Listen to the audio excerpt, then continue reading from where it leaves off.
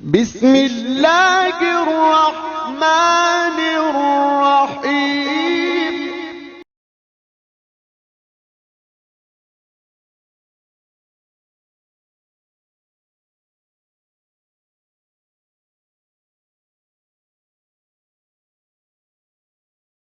لوگوں کے ساتھ ملاقات کے وقت آپ کا چہرہ کھلا ہونا چاہیے، چہرے پہ خشونت، چہرے پہ رعونت، چہرے پہ سرکشی کے آثار، تکبر اور غرور کے آثار یہ کسی بھی انسان کو زیبا نہیں دیتے۔ تکبر صرف اللہ کی شان ہے، اور اس کے اسماء مبارکہ میں سے ایک اسم مبارک متکبر ہے۔ الکبریاء ردائی، کہا کبریائی میری چادر ہے، اور جو مجھ سے میری چادر چھیننا چاہے گا میں اس کو جہنم کی آگ میں ڈالوں گا۔ اس کائنات میں ہونے والا پہلا جرم تکبر ہے۔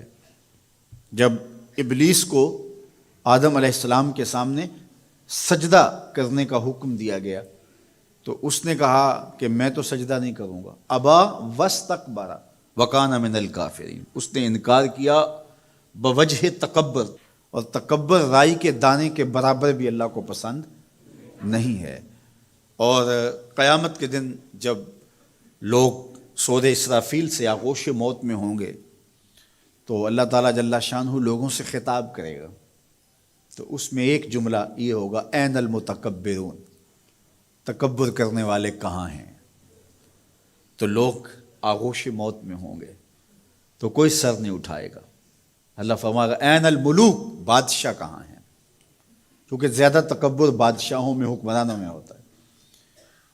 تو اللہ تعالیٰ فرمائے گا انا المتکبر، میں متکبر ہوں، یہ میری شان، انا المالک، میں بادشاہ ہوں۔ تو بادشاہی اسی کو زیبا ہے، تکبر اسی کو زیبا ہے۔ تو نصیحت کرتے ہوئے فرمایا ولا تصعر خدک للناس، لوگوں کے سامنے اپنی گردن کو، اپنے چہرے کو، اپنے رخسار کو ٹیڑھا نہ کرنا۔ ابن منظور افریقی نے لسان العرب میں لکھا ہے کہ یہ سعر سے نکلا ہے، اور یہ اونٹ کی ایک بیماری ہے۔ جس طرح بندوں کو لقوہ ہو جاتا ہے، اس کا منہ ٹیڑھا ہو جاتا ہے، تو اونٹ کو ایک بیماری لگتی ہے، تو جب وہ بیماری اس کو لگ جائے تو اس کی گردن ٹیڑھی ہو جاتی۔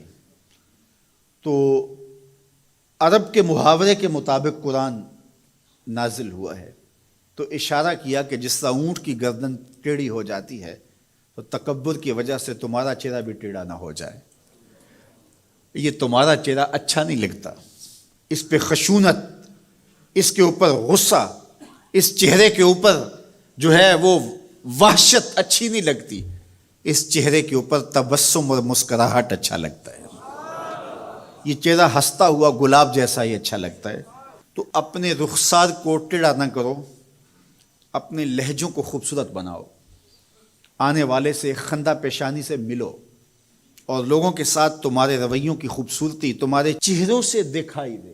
علامہ آلوسی کہتے ہیں کہ بعض کا بندہ کسی کے سامنے بچھ ہی جاتا ہے، عجز، عاجزی، انکساری، یہ انسانی وصف ہونے چاہیے، لیکن کسی کے لیے اس طرح انسان بس جھکتا ہی جائے کہ اس کی عزت نفس بھی باقی نہ رہے اور وہ احساس کمتری میں مبتلا ہو جائے، تو یہ بھی انسان کے لائق نہیں ہے۔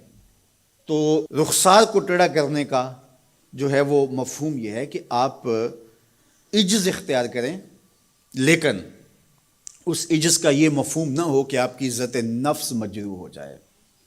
حکام کے سامنے، شہنشاہوں کے سامنے، بادشاہوں کے سامنے کچھ لوگوں کے رویے اس قدر ہوتے ہیں کہ ان کی غلامانہ ذہنیت ان کے عمل سے، ان کے رویوں سے اور ان کے انداز ملاقات سے ٹپکتی ہے۔